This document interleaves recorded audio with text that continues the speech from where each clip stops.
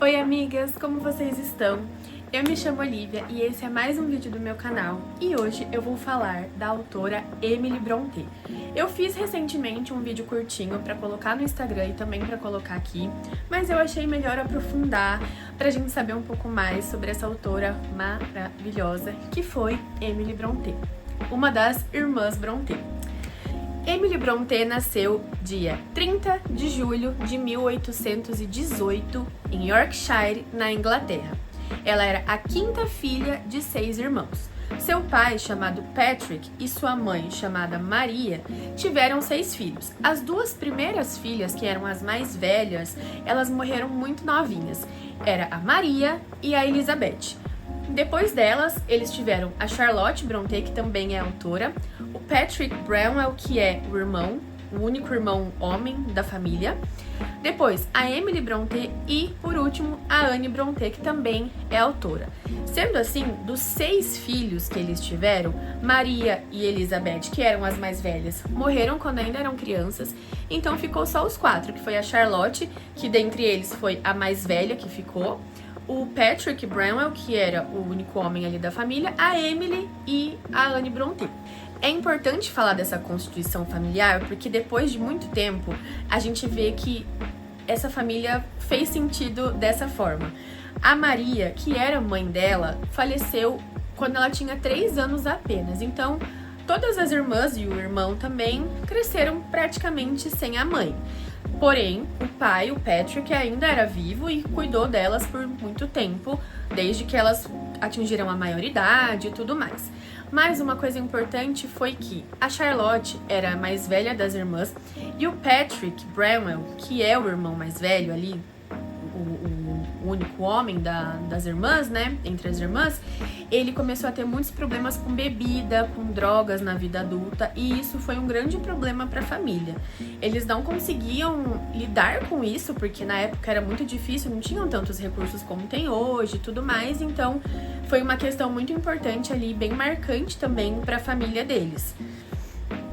Uma coisa muito legal que eu descobri quando eu tava pesquisando mais sobre a autora é que depois de um tempo elas começaram a ter eles tiveram uma governanta que se chamava Tabby, eu acho que é assim que se pronuncia, gente, eu não tenho certeza. E ela contava muitas histórias pras meninas, né, e pro Patrick também. Então, depois, né, que a Emily constrói e cria toda a história do Morro dos Ventos Uivantes, ela coloca a Nellie Jean, que é uma personagem principal do livro, inclusive, que é a narradora ali, enfim, né, não vou contar muitos detalhes do livro pra não dar spoiler. Ela cria a Nellie Jean como uma forma de homenagear a Tabby, que era essa governanta delas, né, na época ali, que contava muitas histórias. E na obra O Morro dos Ventos Uivantes, a Nellie é a narradora, ela que conta toda a história do morro e da granja e tudo mais que vai acontecendo ali. Então eu achei uma curiosidade muito interessante, assim, porque é uma obra, O Morro dos Ventos Uivantes é uma obra muito intensa, mas que eu fiquei tentando, enquanto eu lia, tentar entender por que a Emily escreveu essa obra, né? A gente tenta encontrar algumas familiaridades, assim, algumas coisas que talvez façam sentido, assim, alguma vivência que ela teve, de repente, assim. Emily era muito reservada. Das irmãs, ela era mais reservada, ela era mais introspectiva. Tem poucos relatos sobre ela. Ela só escreveu O Morro dos Ventos Uivantes, foi a única obra que ela escreveu. Ela escrevia poemas também, que depois a Charlotte descobre, porque a Emily escondia esses poemas. Então ela escrevia e escondia. A Charlotte, depois de um bom tempo, conseguiu encontrar, e é aí que foi surgindo essa proximidade entre elas, com relação à literatura, né? Porque todas elas escreviam, todas elas gostavam de escrever. Elas, quando eram crianças, elas criavam muitos reinos imaginários, assim, inclusive aparecem nas histórias delas. Eram lugares que elas criavam como uma forma mesmo de sair um pouco daquela realidade que elas viviam, mas quando você vai lendo a obra delas, você vê que tem citado algumas desses lugares que elas criaram, mas foi fruto ali da infância delas, né? Charlotte Brontë, que era irmã da Emily, ela começou a lecionar em outra cidade, inclusive em Bruxelas, também foram para Londres, em vários outros lugares. Ela convidou a Emily também para ir junto e ela foi por um tempo, mas não se adaptou, porque ela era uma pessoa muito tímida, então isso atrapalhava muito o desenvolvimento ali dela para as atividades. Então acabou que a Charlotte continuou lecionando, mas a Emily voltou para a cidade e quem foi ocupar o lugar dela ali como professora foi a sua irmã mais nova, a Anne. Nesse processo em que ela estava fora com a Charlotte para trabalhar e para lecionar, o irmão Patrick Branwell foi piorando da questão ali do alcoolismo, né? Então isso também fez com que a Emily ficasse mais reclusa quando voltou da viagem, né? Então ela acabou ficando mais reclusa porque ela era muito próxima do irmão. Em 1845, a Charlotte, irmã mais velha de Emily, descobriu os poemas dela e foi quando juntou as irmãs para falar o quê? Vamos publicar esses poemas. Gente, a Charlotte era a irmã mais velha ali que tinha essa coragem, né? A Emily era mais reclusa, a Anne tinha ali uma perspectiva mais esperançosa, mas também não sabia muito se aquilo ia dar certo, se valia a pena insistir, porque era na época vitoriana, onde as mulheres nem podiam escrever, não podiam fazer nada do que elas faziam, né? Então isso foi uma coisa bem forte, assim, que acabou acontecendo por conta da Charlotte, né? E aí foi em 1845 que ela descobriu os poemas e elas decidiram publicar. Por quê? A Charlotte também escrevia e a Anne também escrevia. Então, a primeira publicação que elas fizeram foi em conjunto, um poema de todas elas. Foi uma pequena editora que aceitou publicar os poemas delas, mas foi bem poucas vendas, assim, não teve muito retorno, mas mesmo assim elas não desistiram e que bom, né, gente, porque depois aí a gente sabe todas as obras maravilhosas que elas deixaram pra gente. O Morro dos Ventos Uivantes. Vamos lá para essa obra belíssima escrita por Emily Brontë. Gente, esse livro foi publicado em 1847, mas vamos lá porque tem várias questões aí que envolvem. Como eu comentei com vocês, era uma época vitoriana, século XIX, onde as mulheres tinham pouquíssimos direitos, quem dirá possibilidade de ter hobbies ou até usar a escrita como profissão, né? Então, ela e as irmãs também, mas depois eu trago mais sobre as irmãs, ela trouxe o Morro dos Ventos Uivantes através de um pseudônimo masculino que foi Alice Bell. Por quê? Gente, seria um escândalo uma mulher ter trazido uma obra daquela pro mundo, né? Então, demoraram muito pra descobrir que foi ela que escreveu. Mas enfim, O Morro dos Ventos Uivantes é uma obra intensa que fala sobre obsessões, desejos, vinganças e temas muito pesados, vamos dizer assim, para uma mulher ter escrito na época. Por que eu tô falando isso? Porque, a princípio, como todo mundo, né, sabia, na verdade não sabia que era uma mulher que escrevia e quem era Alice Bell, não imaginavam quem era, acharam que tinha sido escrito por um homem, porque não tinha como uma mulher escrever algo naquela profundidade, né, gente? Então, assim, foi muito mal visto a princípio pela crítica, porque era muito violento, né, trazia muito essa questão da vingança, da crueldade e tudo mais, dessa profundidade do ser humano, assim, e pra época vitoriana isso era um escândalo, né? Então, é importante a gente lembrar disso, assim, que não foi bem visto no começo, mesmo achando que eram de homem, gente. Imagina quando descobriram que era de uma mulher, né? Mas enfim. Aí, vamos lá. No começo, o Morro dos Ventos Uivantes foi publicado em 2 volumes, porque é uma história grande, junto com Agnes Grey, que é a obra da Anne Brontë, que é a irmã da Emily. Então, assim, a princípio a publicação foi dessa forma. Era um livro com 3 volumes, mas 2 era O Morro dos Ventos Uivantes, da Emily, e o terceiro era Agnes Grey, da Anne Brontë. Elas fizeram essa primeira publicação juntas. O que é muito interessante pensar sobre o Morro dos Ventos Uivantes é a perspectiva que teve, a narrativa toda, o clima gótico tenso e um pouco mórbido, eu diria também, que a Emily teve a genialidade de colocar, né, gente? Então, ela pensou em tudo. Foi o único romance, a única obra que ela escreveu e publicou, de fato, né? Porque eu até pesquisei e vi que ela escreveu alguma outra coisa, mas, assim, nunca se soube sobre isso, assim. Então, a gente não tem como saber, né, gente? Ela tinha toda essa questão de ser mais reclusa e tudo mais, então, infelizmente, a gente não tem tantos dados sobre. Como eu falei pra vocês, foi em 1847 que publicaram a obra e a Emily faleceu em 1848, um ano depois da publicação do livro. Só que uma coisa importante, gente, ninguém sabia que era ela que tinha escrito o livro ainda. Todo mundo achou que era Alice Bell e ninguém sabia quem era Alice Bell, então, né? A Emily, ela faleceu de tuberculose 3 meses depois do Patrick, seu irmão, e um ano depois faleceu a Anne, que é a irmã mais nova também. Quem ficou ali mais tempo foi a Charlotte, mas depois eu trago pra vocês sobre ela. E, gente, pensem comigo, um ano depois da publicação, considerem que ninguém sabia quem era Alice Bell e todo mundo tinha aquele preconceito, tipo, nossa, que obra pesada, né, que muita violência, era muito imoral pra época, né, era uma coisa assim, tipo, nossa, meu Deus, quem escreveu isso, né? Então, a Emily, ela faleceu sem saber que o livro dela, que a obra dela ia ter todo esse reconhecimento. E eu acho isso muito triste, assim, porque eu acho que ela nem imaginaria, né, gente? Não sei, né? São coisas da minha cabeça. Porque eu achei muito interessante, assim, né? E aí, o que aconteceu? A Charlotte ainda era viva, e aí em 1850, 2 anos depois da morte da Emily, a Charlotte fez ela escreveu um prefácio para a obra O Morro dos Ventos Vivantes, falando que a Alice Bell, ou Alice Bell, era a Emily Brontë.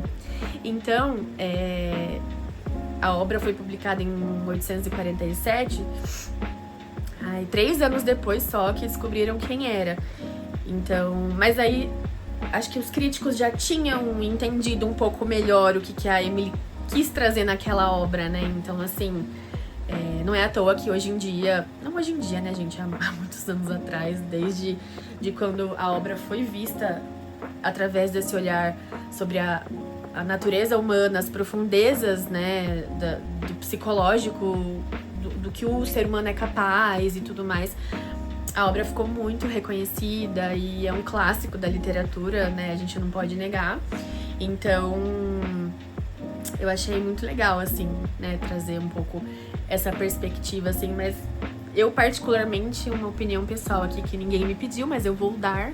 Ela morreu com 30 anos, gente. É muito nova, assim. É muito estranho pensar, né? Que naquela época as pessoas morriam muito novas, né? Não tinha toda a tecnologia, a evolução que tem hoje na medicina, e mesmo assim, né, pelo que eu pesquisei também, ela se recusou a tomar remédio e tudo mais. Ela, né, de certa forma, ali também não quis. Então, não sei como teria sido se ela tivesse escolhido diferente. Mas é uma coisa importante pensar, porque a obra dela, O Morro dos Ventos Vivantes, também fala muito sobre escolhas e como as escolhas moldam a gente para as gerações futuras e determinam o nosso futuro, claro, o nosso destino, né? Então, eu achei muito interessante, assim, gente, a obra dela é genial. Eu confesso que de clássicos, não considero o meu favorito. Eu dei 4,5 estrelas, que é uma nota ótima. Mas eu acho que é muito mais porque o estilo, apesar de eu amar clássicos, gente, o estilo não combinou muito comigo, assim. É uma obra realmente tensa, assim, né? Mostra muito a profundidade psicológica dos personagens, essa questão da imoralidade também, né? Tem muito aquela coisa do amor proibido e das questões sociais, né? Porque Catherine e Heathcliff, né? Que são os personagens ali centrais, vamos dizer assim.